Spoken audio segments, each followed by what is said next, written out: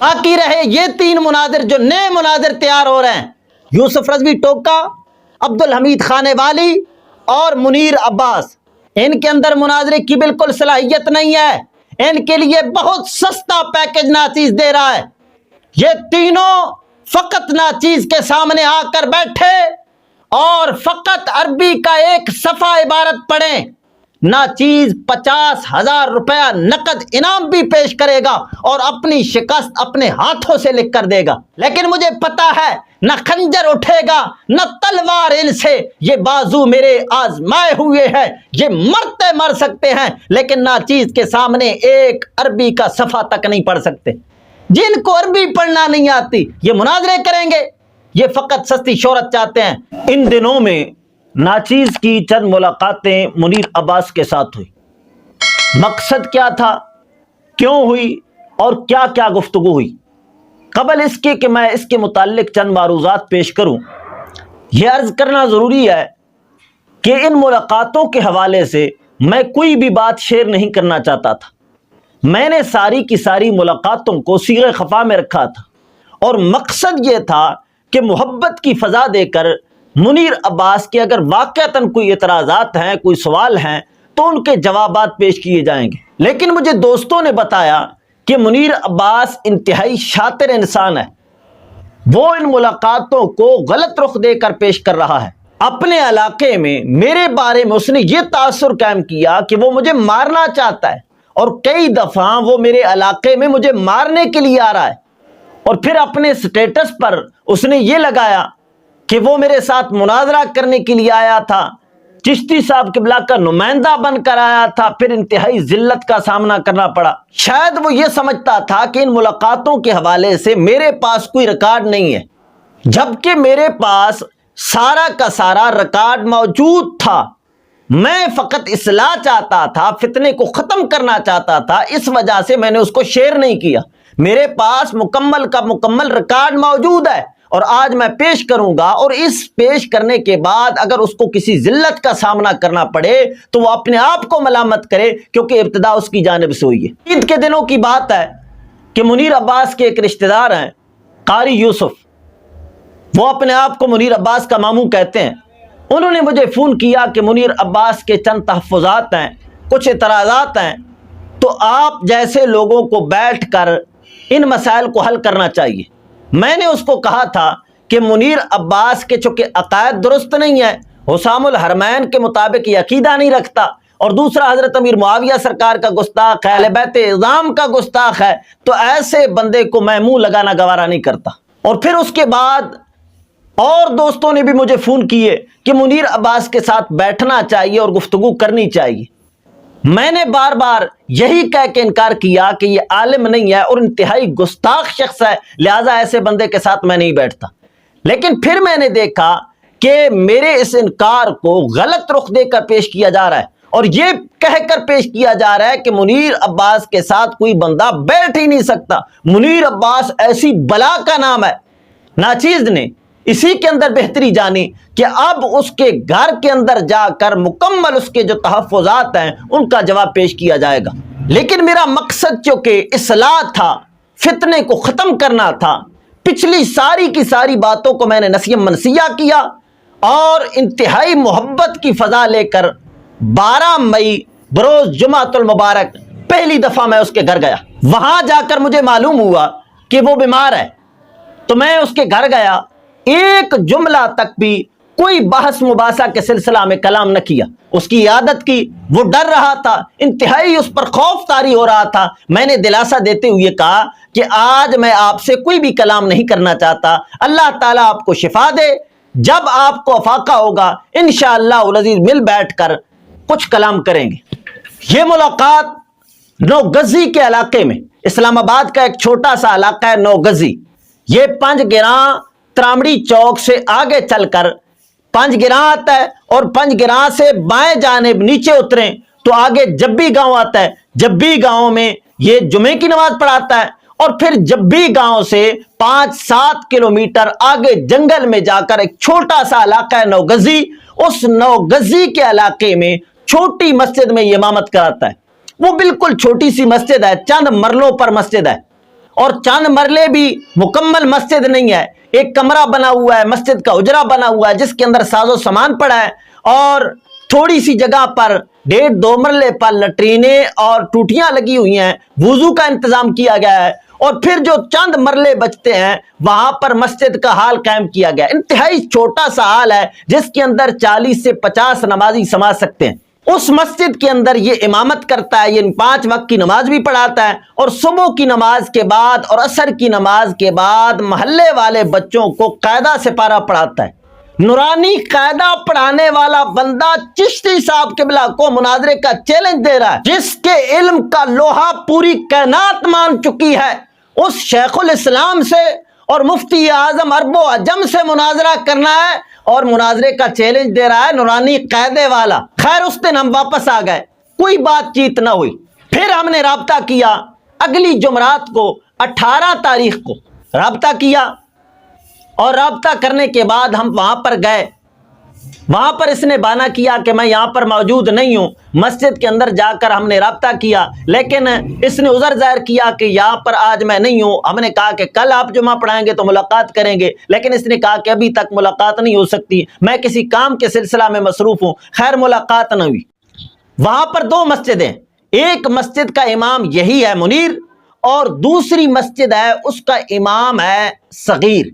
وہاں جا کر ہم نے معلوم کیا کہ ہم نے امام صاحب سے ملنا ہے، اس مسجد میں امام کون ہے اور دوسری مسجد میں امام کون ہے۔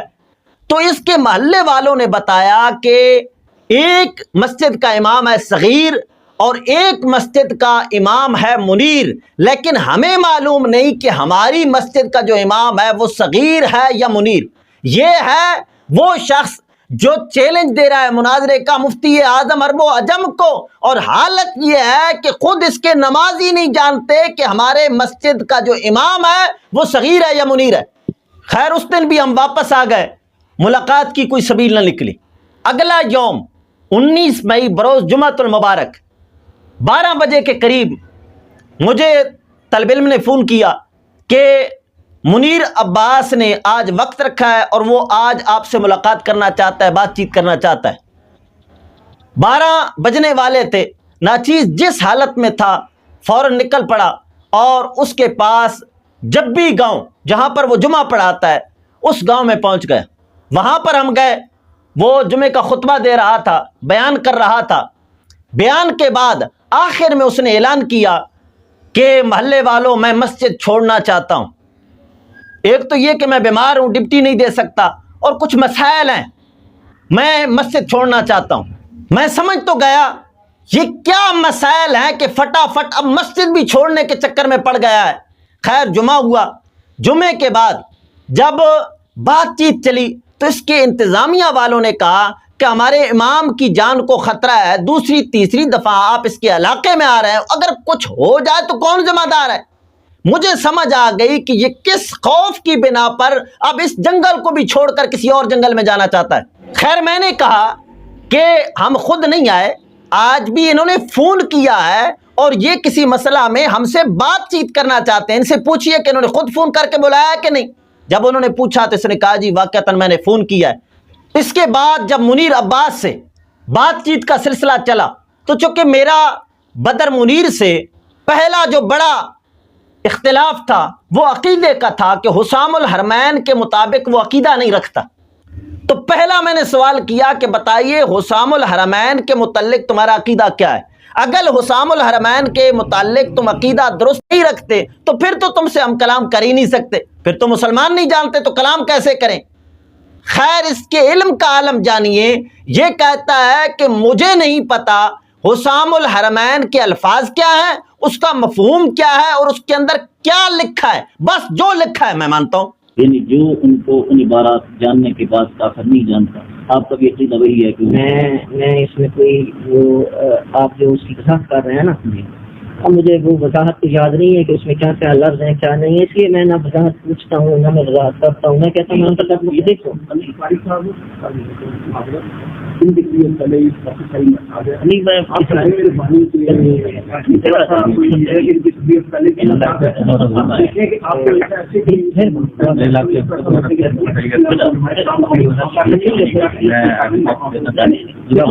آپ پہلے بھی میرے بھائی گھومتے گھومتے آپ پکچر ہم نے اس میں کیسے بنائی ہے کہ کل فلاں اگر ان کے پاس اوپر کوئی ایسا مسئلہ کوئی اللہ نہ کرے کوئی مسئلہ بنے تو آپ لوگ یہ حال ہے اس کے علم کا کہ حسام الحرمین وہ کتاب ہے جو ہم اپنے درس کے اندر ابتدائی بچوں کو پڑھاتے ہیں.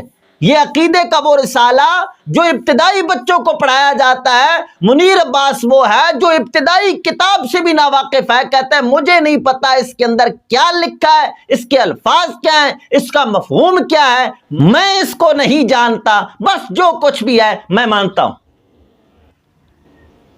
اندازہ لگائیں کہ مناظرے کا چیلنج کر رہا ہے مفتی اعظم عرب و عجم کو، اور حال یہ ہے کہ درس نظامی کا پہلا قاعدہ یاد نہیں ہے.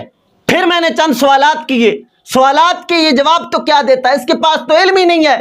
بالکل جناب والا چپ ہو کر بیٹھ گیا، گنگا لولا ہو کے بیٹھ گیا. اس کی مسجد کی کمیٹی کا ایک فرد ہے، وہ بولا کہ ہم محسوس کر رہے ہیں کہ ابھی ہمارے امام کی تیاری نہیں ہے. ان کی خاموشی سے ہمیں محسوس ہو رہا ہے کہ ابھی فی الحال یہ تیار نہیں ہے. تو لہٰذا مناظرے کا ایک اصول ہوتا ہے، آپ ان کو تیاری کا موقع دیں، جب یہ تیاری کر لیں گے تو پھر ٹائم رکھ لیں، اس کے بعد کلام کریں. یہ آپ خود سن لیں. آپ نے سوال کر دیا، میرے خیال میں وہ مینٹلی تیار نہیں ہے. نہیں بس جو مناظرے ہوتے ہیں نا، ہم مناظرہ نہیں ہے. اگر یہ بولیں گے اگر میں بولوں گا چھوٹی بات بھی ٹھیک ہو گیا. آپ سے بھی مجھے ایک کیونکہ اس مسجد کی انتظامیہ میں میرا نام ہے، میں یہ کہہ رہا ہوں یا تو آپ لوگ ٹائم فکس کر لیں، ٹھیک ہے، سوال رکھ لیں، اس کا جواب وہ آپ کو ڈیٹیل میں دے دے گا. اگر وہ دینا چاہتے ہیں ٹھیک ہے، ہم ویسے بیٹھے ہیں. اس سے پہلی بات کی کہ ہمیں کچھ سمجھ نہیں آ رہی ان باتوں کی. اگر وہ مینٹلی پریپیئرڈ ہے تو پھر تو ٹھیک ہے، نہیں تو وہ ٹائم آپ کو بتا دیں، اس ٹائم پہ آپ لوگ کر لیں. یہ کلپ آپ نے سماعت فرمایا. آپ ملاحظہ فرمائیں 5-6 سال سے یہ مناظرے کے چیلنج کر رہا ہے اور کتوں کی طرح بھونک رہا ہے، لیکن حال یہ ہے کہ ابھی تیاری نہیں ہے.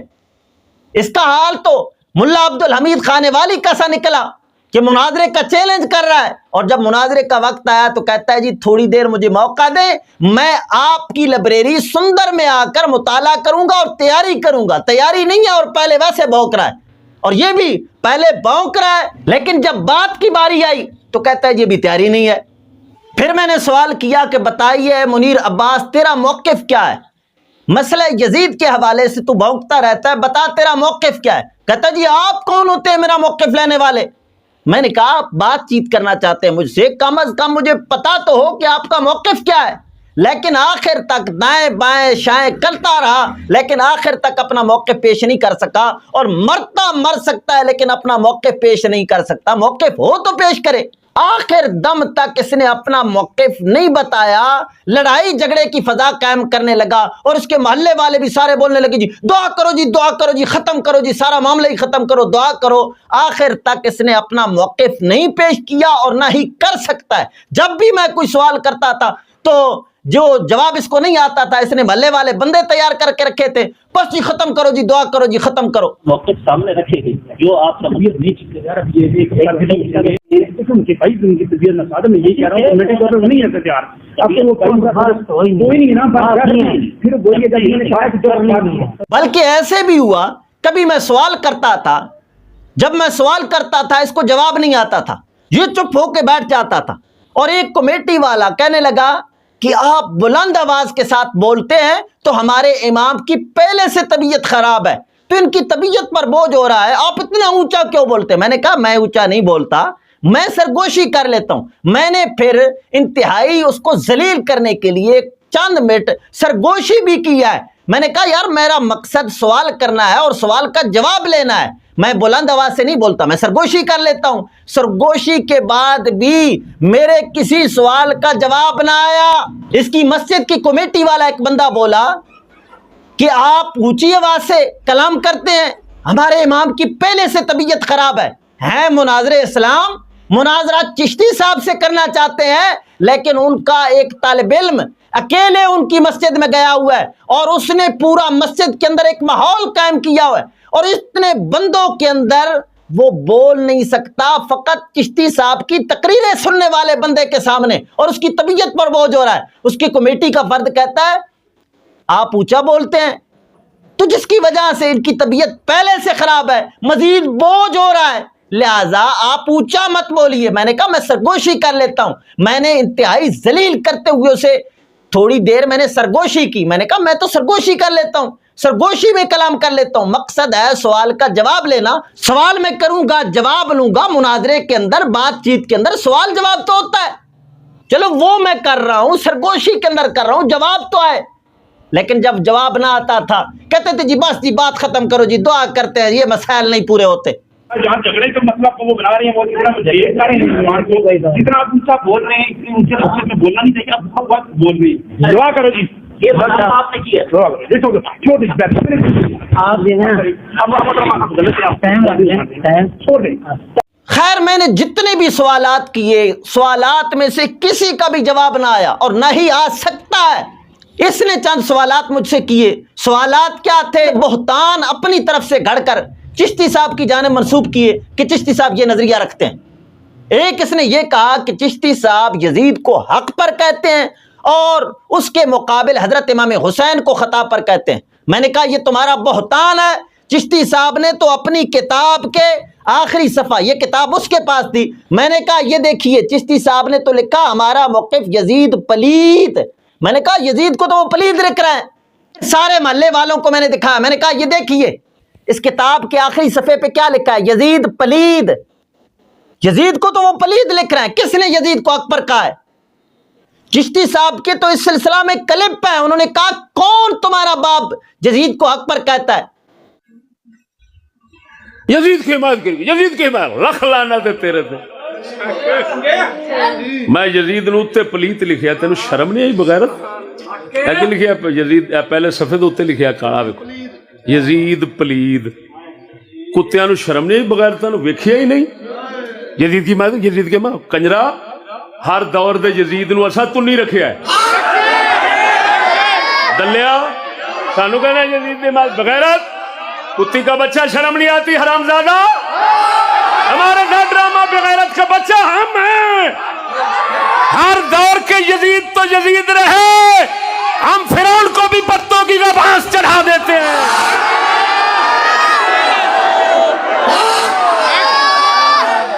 ہمیں کہتے ہیں یزید کا حمیتی، کتا میں حق کا حمیتی ہوں۔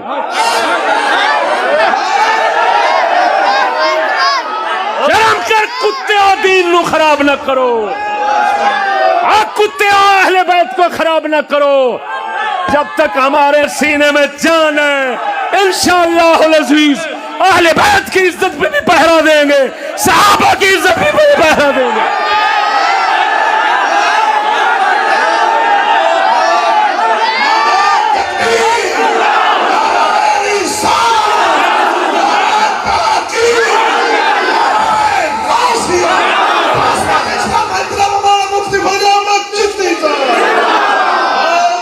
عجیب بات ہے۔ میں پھر وضاحت کر دیتا ہوں یزید کے متعلق۔ سنو، اساں حدوں نہیں ٹپنا۔ یزید کو پلید کہنا ہے، رحمت اللہ علیہ کہنے والے، سیدنا کہنے والے ناس بھی ہیں، وہ رشید ابن رشید کتاب لکھنے والے ملعون ہیں۔ بات کو سمجھنا، حقائق کو سمجھنا چاہیے۔ میں جو بیان کر رہا ہوں، یزید نو چنگا کہنے والے لانتی، توجہ ذرا، یعنی اس کی تمام تر یہ بدماشی کھلنے کے بعد جنہ سیدنا یزید رحمت اللہ علیہ دیا کتاباں لکھنے رکھ لانا تیار کتا کتا تینوں یہ پلیت رحمت اللہ علیہ لگدا ہے؟ گل سمجھ تے جنہ یزید دی مخالفت دی آڑ صحابہ تے لعنت کیتی او بھی لعنتی. اہل سنت کا مذہب یہ ہے یزید پلیت ہے، صحابہ معاویہ سمیت پاک ہے، اہل بیت بھی پاک ہے.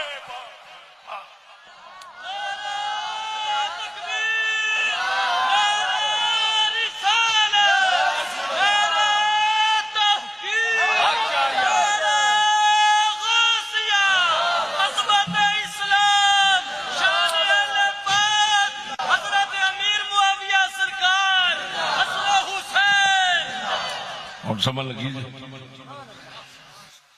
یعنی افراط و تفریط کا شکار مت ہونا، اعتدال پر رہنا ہے. یزید کی موافقت اس طرح کر جانی کہ آخر رحمت اللہ علیہ امیر المومنین، یہ ان خنزیروں کا کام ہے جن کو نصبی کہتے ہیں. انہوں نے کتاب رشید ابن رشید لکھی ہے، وہ ملعون ترین ٹولہ ہے. ایک وہ ہیں جو یزید کی مخالفت کی آڑ میں صحابہ پر تبرہ کرتے ہیں، حضرت معاویہ کو بھونکتے ہیں، یہ بھی لعنتی ہیں. رحمتی ٹولہ کون ہے؟ سلطان باہو ورگا. وہ کی کہندے نے یزید پلیت، اے بھی پاک نے اے بھی پاک نے. میری گل نہیں سمجھا؟ یہ ساڈا مذہب ہے، اینو کہندے نے اعطاء حق، اعطاء کل ذی حق حقہ، ہر حق والے کو اس کا حق دینا. اہل بیت دا حق سی ناچیز ہو دیتا ہے، صحابہ دا حق سی ہو دیتا ہے، سیدنا معاویہ دا حق سی ہو دیتا ہے، ادھروں یزید پلیت دا حق سی یہ انہوں میں دیتا ہے. لہذا ہر ایک نو کینڈے تے رکھنا یہ ہوئی دانائی اور اہل سنت و جماعت دا دستور ہے. پروردگار عالم سونے محمد کریم دا صدقہ اس مذہب حق تے قائم و دائم فرماوے. یہ اس کا بہتان تھا. چشتی صاحب نے کسی کلپ میں نہ ہی اپنی کتاب میں یزید کو حق پر کہا ہے. اگر کوئی پیش کر دے کہ چشتی صاحب نے اپنی کتاب کے کسی صفحے پر یا اپنے کسی بیان کے اندر یزید کو حق پر کہا ہے، ناچیز اس کو منہ مانگا انعام پیش کرے گا. پھر اس نے سوال کیا کہ چشتی صاحب قبلہ حضرت امام حسین کو خطا پر کہتے ہیں، اور جو حضرت امام حسین کو خطا پر کہے اس کی اصل میں خطا ہے. اس سلسلہ میں جواب دیجیے. تو میں نے جواب میں کہا کہ آپ کا یہ جملہ کہ جو حضرت امام حسین کی جانب خطا اجتہادی کو منسوب کرے اس کی اصل میں خطا ہے، تو بتائیے جو انبیاء کرام کی جانب خطا اجتہادی کو منسوب کرے اس کی اصل میں کیا ہے. یہ میرا الزامی جواب تھا. چوں چوں چوں چوں کرتا رہا لیکن اس سے کوئی جواب نہ بن پایا. آپ کہیں کہ جی ایسا بندہ جو امام حسین شہید کربلا نواز رسول صلی اللہ علیہ وآلہ وسلم کو خطا پر کہتا ہے، میں کہتا ہوں اس کی اصل میں خطا ہے. آپ یہ کہتے ہیں اگر کوئی بندہ حضرت امام حسین رضی اللہ تعالیٰ عنہ کی اجتہادی خطا کی کسی کی بات کرتا ہے، اگر خطا اجتہادی کی بات کرتا ہے اس کی اصل میں خطا ہے، تو جو انبیاء کے بارے میں اجتہادی خطا کی بات کرے اس کی اصل میں کیا ہوگا؟ پہلی بات تو یہ ہے کہ میں نے آپ سے سوال پوچھا، آپ کہتے ہیں کہ ٹھیک ہے تو غلط ہے. امام نہیں، اصل میں خطا پھر ادھر کیا نا دو نہیں آئی ہے، وہ بھی جواب دوں گا. آپ جواب دے دیں، میں جواب دے دوں گا. یہ میرا الزامی جواب تھا. چوں چوں چوں چوں کرتا رہا، کئی منٹ اس نے گزار دیے لیکن اس سے جواب نہ بن پایا.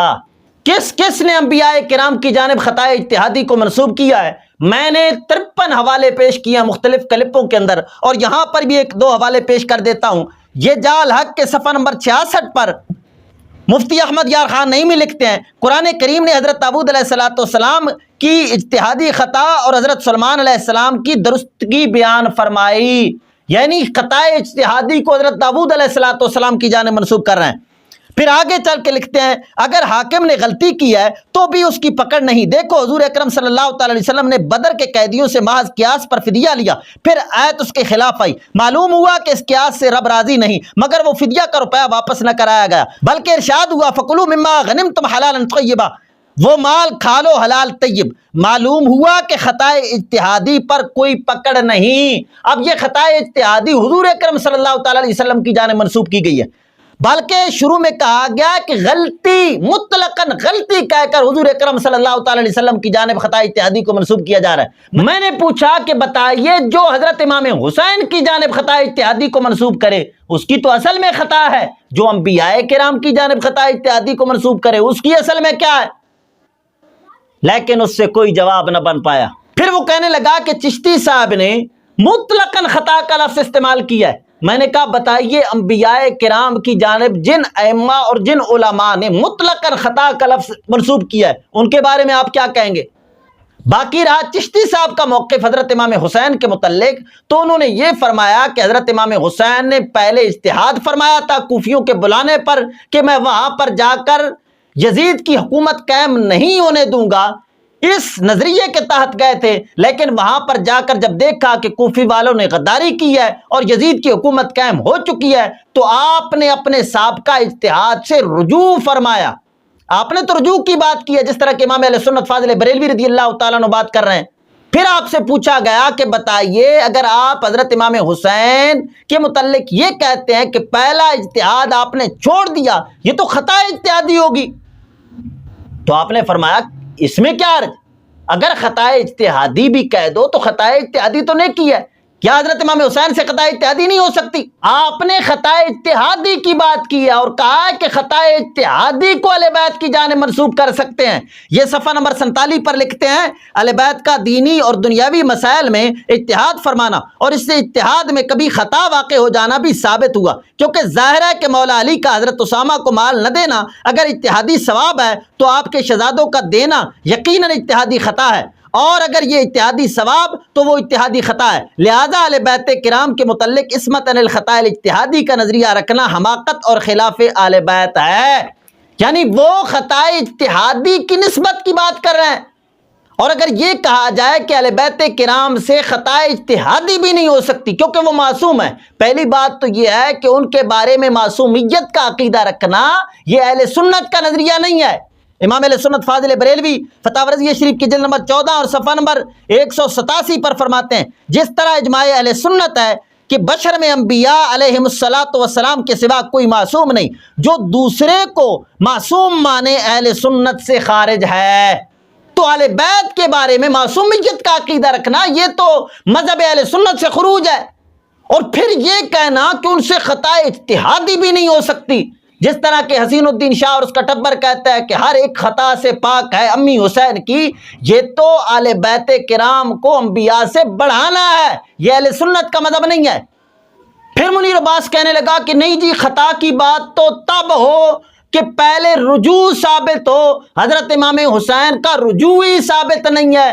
میں نے کہا میں دکھاتا ہوں، یہ دیکھیے امام احمد رضا فاضل بریلوی کا فتاوی رضویہ شریف جلد نمبر 14 اور صفحہ نمبر 541 پر فرماتے ہیں اولاً اس لڑائی میں ہرگز حضرت امام علی مقام رضی اللہ تعالی عنہ کی طرف سے پہل نہ تھی، امام نے خبیث کوفیوں کے وعدوں پر قصد فرمایا تھا، جب ان غداروں نے بدعہدی کی قصد رجوع فرمایا۔ حضرت امام حسین کا رجوع یہ تو امام اہل سنت بات کر رہے ہیں، یہ آپ کا اپنا موقف ہے۔ پھر اس کے بعد آپ نے الف باد جیم دال کر کے 7 دلیلیں قائم فرمائی ہیں کہ حضرت امام حسین نے کوفے میں جا کر واپسی کا ارادہ فرمایا اور سابقہ اپنے اجتہاد سے رجوع فرمایا۔ رجوع کی بات امام اہل سنت کر رہے ہیں۔ خیر اس نے چند سوالات کیے، ان سوالوں کے جواب ناچیز نے اجمالاً پیش کیے اور تفصیل کے سلسلے میں عرض کی کہ اگر آپ اس مسئلہ پر ناچیز سے کلام کرنا چاہتے ہو جب چاہو جہاں چاہو بیٹھو، ناچیز آپ کے ساتھ اس مسئلے پر کلام کرنے کے لیے تیار ہے، لیکن اس کے لیے بڑا لمبا وقت درکار ہے۔ آپ کے مسجد کی انتظامیہ تو کہہ رہے ہیں 5-10 منٹ کے اندر بات ختم کرو، کیونکہ ہمارے امام برف کی طرح پگھل رہے ہیں۔ آپ کے متعلق یہ کہہ رہے ہیں کہ 10 منٹ بات نہ کریں، اور یہ جو باتیں آپ چھیڑ رہے ہیں یہ تو 10 منٹوں والی نہیں ہے۔ یہ انہوں نے کئی دفعہ کہا ہے، جب بھی میں کوئی بات چھیڑتا تھا، کوئی مسئلہ تفصیل کے ساتھ چھیڑتا تھا، وہ کہتے تھے جی بس کرو، ہمارے امام صاحب کی طبیعت خراب ہو رہی ہے۔ یہ کئی دفعہ انہوں نے کہا ہے۔ بھائی ان کی طبیعت نہ میں یہی کہہ رہا ہوں کمیٹی طور پر نہیں ہے تیار، اب تو وہ کوئی نہیں نا، پھر بولیے جب انہوں نے کہا کہ میں نے کہا پہلے آپ اپنے موقف کی وضاحت کریے، جب آپ کے موقف کی وضاحت ہو جائے گی آپ جتنے چاہو علماء کو بلا لو، اسی مسجد کے اندر میں تنہا آ کر اس کتاب پر مکمل بحث کروں گا، لیکن آخر دم تک اس سے موقف کی وضاحت نہ ہو سکی۔ ایک میں نے سوال کیا کہ آپ نے یزید کے بارے میں کہا ہے کہ اس کو نماز نہیں آتی تھی، اور یہ کہنا کہ یزید کو نماز بھی نہیں آتی تھی یہ حملہ ہے حضرت امیر معاویہ رضی اللہ تعالیٰ عنہ پر، کیونکہ جس کو نماز بھی نہیں آتی، میں نے اس کے محلے والوں سے پوچھا بتائیے جس کو نماز بھی نہیں آتی اس کو مصلی کا امام بنا دیا جائے تو بنانے والا غدار اور لعین ٹھہرتا ہے، تو حضرت امیر معاویہ کے بارے میں یہ تاثر دینا چاہتا ہے۔ ہم نے کہا یزید کو نماز بھی نہیں آتی، بتاؤ جس کو نماز بھی نہیں آتی حضرت امیر معاویہ نے ایسے کمینے کو بنایا تو وہ معاویہ کون ہے؟ جو ایسے جہل بندہ جس کی داڑھی بھی نہیں ہے، جو شریعت کو جانتا ہی نہیں ہے، اس کو مصلی کا امام جو بندہ بنائے وہ کمینہ ہے، تو آپ کے یہ لفظ تو حضرت امیر معاویہ کے خلاف جا رہے ہیں۔ دیکھیں ایک تو لب لہجہ ٹھیک رکھے، ناظرانہ رنگ نہ رکھے، نہیں یہ ٹھیک ہے۔ اس نے کہا جی نہیں ثابت کی، اس کو نماز بھی نہیں آتی تھی، یعنی اصل اس کے دل کے اندر جو وائر ہے وہ حضرت امیر معاویہ کا ہے، کیونکہ اس کے پیر نے وضاحت کے ساتھ کہا ہے کہ یزید برا نہ تھا، یزید کو برا کیا تو وہ حضرت امیر معاویہ نے کیا۔ جو بچہ آپ کے ساتھ اچھا ملتا ہے، اچھا بولتا ہے، آپ سے اخلاق اچھا برتتا ہے، آپ کی عزت کرتا ہے، سمجھ لیں کہ اس کے ماں باپ کے دل میں بھی آپ کی عزت ہے۔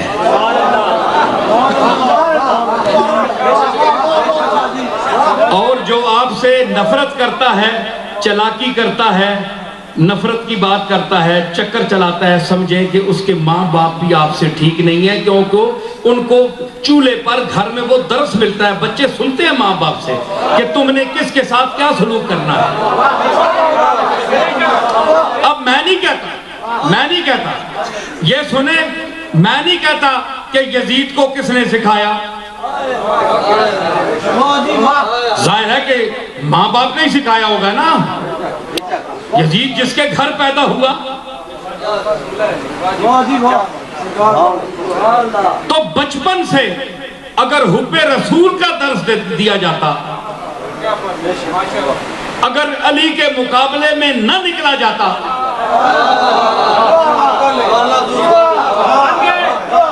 اگر گستاخانہ قدم نہ اٹھایا جاتا تو کتنی اچھی بات رہتی، اچھے بھلے بیٹے کو گستاخ بنا دی۔ اس کلپ سے آپ نے اندازہ لگایا کہ ان کے دل کے اندر اصل ویر حضرت امیر معاویہ رضی اللہ تعالیٰ عنہ کا ہے۔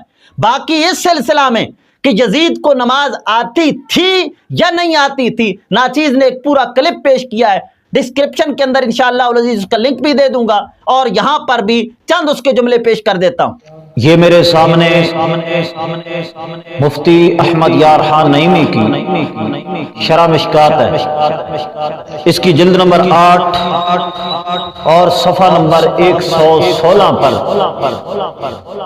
نبوت کی نشانیوں کے بیان میں لکھ رہے ہیں، خیال رہے کہ دوسرا جہاد روم امیر معاویہ کی سلطنت کے زمانے میں ہوا 51 ہجری میں۔ اس جہاد میں یزید ابن معاویہ غازیوں کا جنرل تھا، اور اس میں حضرت عبداللہ بن عمر، عبداللہ بن عباس، ابو ایوب انصاری، امام حسین وغیرہ جلیل القدر صحابی غازیانہ شان سے شامل تھے۔ اس جہاد میں حضرت ابو ایوب انصاری نے قسطنطنیہ میں وفات پائی، یزید بن معاویہ نے ان کی نماز جنازہ پڑھائی، اور یزید ہی نے انہیں قسطنطنیہ کی فصیل کے نیچے دفن کیا، اور وہاں کے عیسائیوں سے کہا اگر تم نے اس قبر کی حرمتی کی تو میں تمہارے سارے گرجے جو ہمارے ملک میں ہیں ان کی اینٹ سے اینٹ بجا دوں گا۔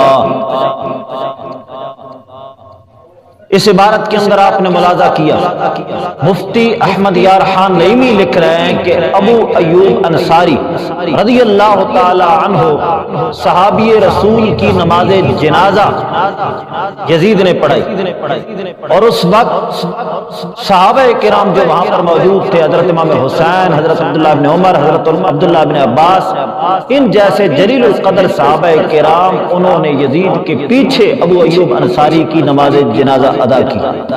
یہ ہے البدایہ والنہایہ، اس کی جلد نمبر 8 اور صفحہ نمبر 79 پر یہی بات لکھی ہے.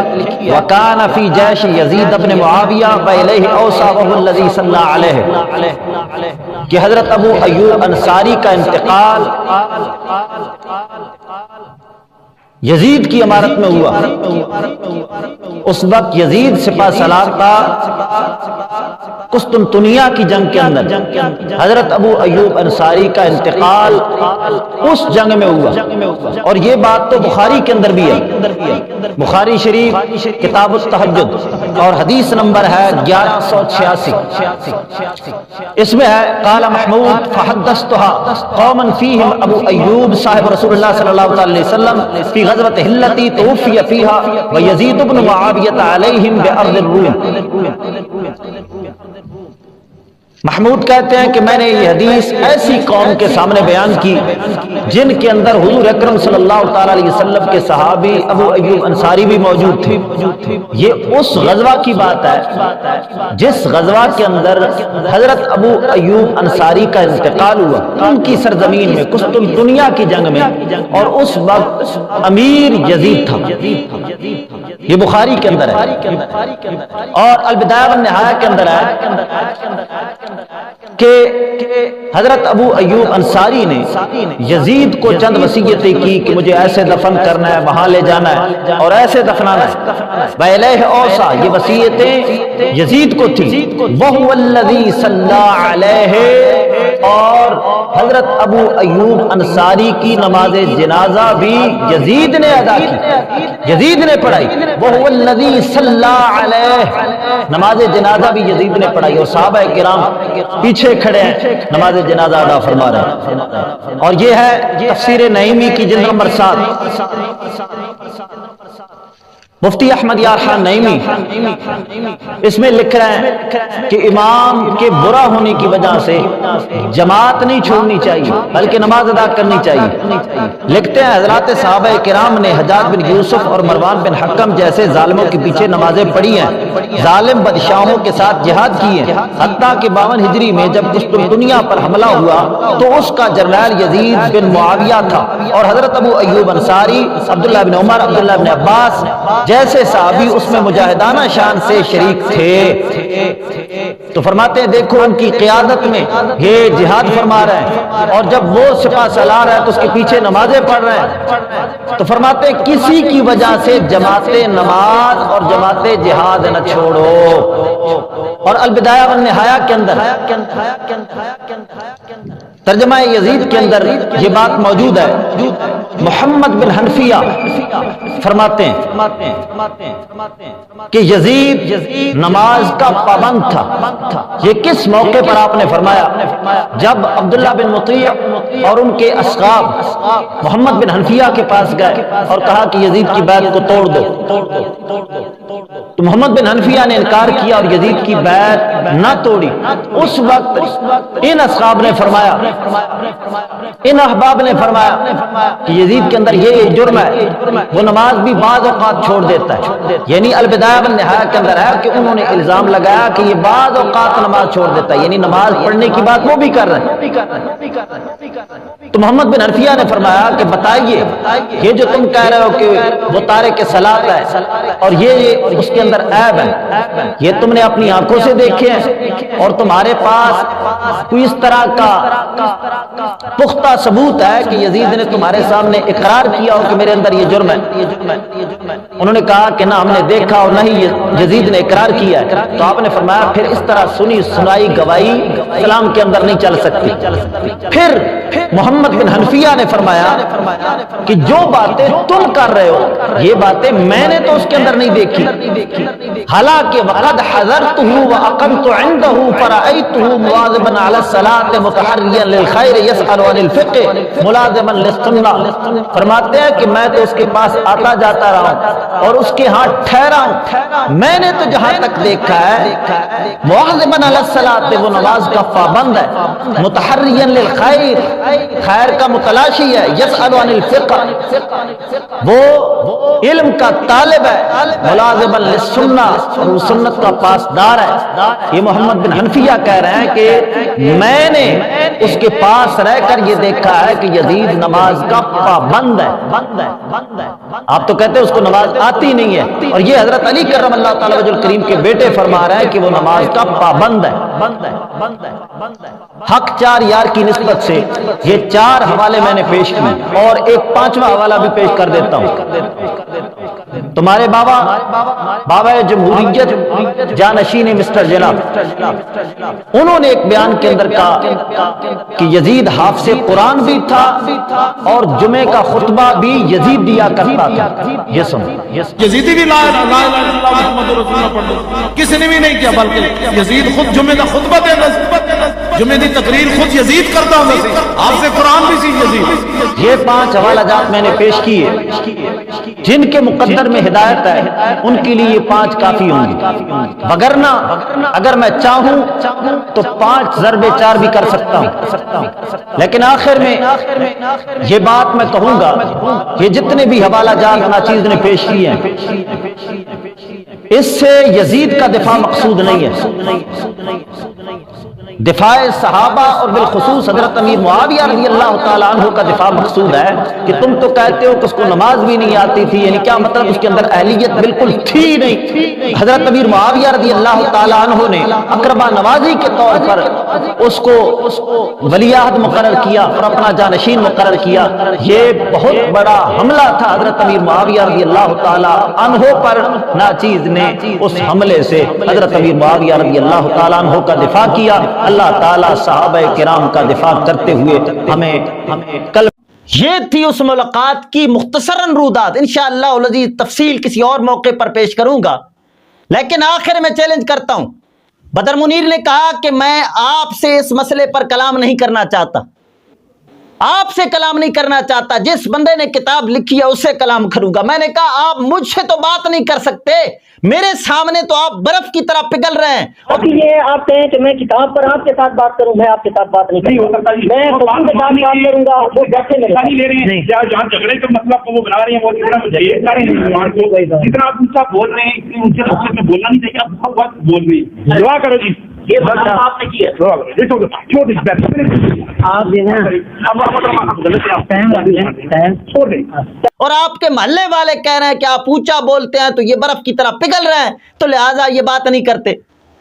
آپ میرے ساتھ تو بات کر نہیں سکتے، چشتی صاحب سے مناظرہ کرو گے؟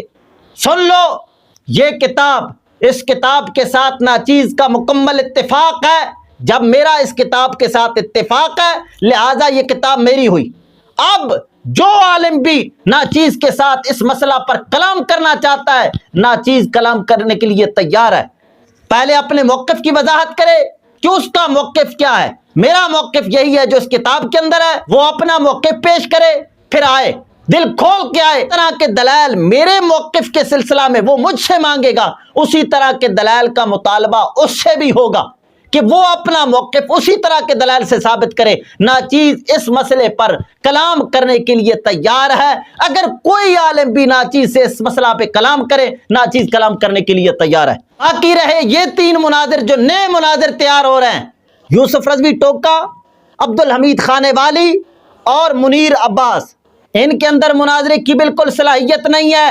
ان کے لیے بہت سستا پیکج ناچیز دے رہا ہے۔ یہ تینوں فقط ناچیز کے سامنے آ کر بیٹھے اور فقط عربی کا ایک صفحہ عبارت پڑھیں، ناچیز 50,000 روپیہ نقد انعام بھی پیش کرے گا اور اپنی شکست اپنے ہاتھوں سے لکھ کر دے گا۔ لیکن مجھے پتا ہے نہ خنجر اٹھے گا نہ تلوار ان سے، یہ بازو میرے آزمائے ہوئے ہیں، یہ مرتے مر سکتے ہیں لیکن ناچیز کے سامنے ایک عربی کا صفحہ تک نہیں پڑھ سکتے۔ جن کو عربی پڑھنا نہیں آتی یہ مناظرے کریں گے، یہ فقط سستی شہرت چاہتے ہیں۔ ان کے ساتھ ہمارا کوئی کلام نہیں ہے۔ اگر کوئی عالم ناچیز کے ساتھ اس مسئلہ پر کلام کرنا چاہے، ناچیز ہر وقت حاضر ہے، انشاءاللہ العزیز دلائل کے ساتھ اپنے اس موقف کو ثابت کرے گا۔